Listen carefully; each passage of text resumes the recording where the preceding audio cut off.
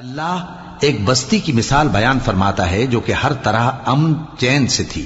ہر طرف سے اس کا رزق با فراغت چلا آتا تھا، مگر ان لوگوں نے اللہ کی نعمتوں کی ناشکری کی تو اللہ نے ان کے اعمال کے سبب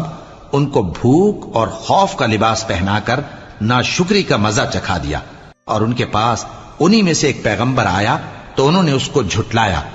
سو ان کو عذاب نے آ پکڑا اور وہ ظالم تھے۔ پس اللہ نے جو تم کو حلال طیب رزق دیا ہے اسے کھاؤ اور اللہ کی نعمتوں کا شکر بھی کرو اگر اسی کی عبادت کرتے ہو۔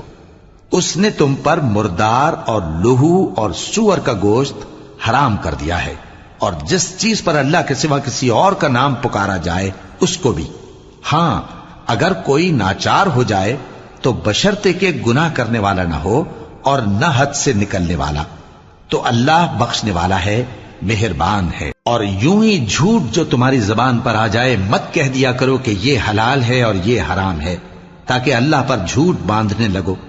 جو لوگ اللہ پر جھوٹ باندھتے ہیں ان کا بھلا نہیں ہوگا۔ جھوٹ کا فائدہ تو تھوڑا سا ہے، مگر اس کے بدلے ان کو عذاب علیم بہت ہوگا۔ اور جو چیزیں ہم تم سے پہلے بیان کر چکے ہیں وہ ہم نے یہودیوں پر حرام کر دی تھی، اور ہم نے ان پر کچھ ظلم نہیں کیا بلکہ وہی اپنے آپ پر ظلم کرتے تھے۔ پھر جن لوگوں نے نادانی سے غلط کام کر لیا پھر اس کے بعد توبہ کی اور نیکوکار ہو گئے تو تمہارا پروردگار ان کو توبہ کرنے اور نیکوکار ہو جانے کے بعد بخشنے والا ہے، رحمت کرنے والا ہے۔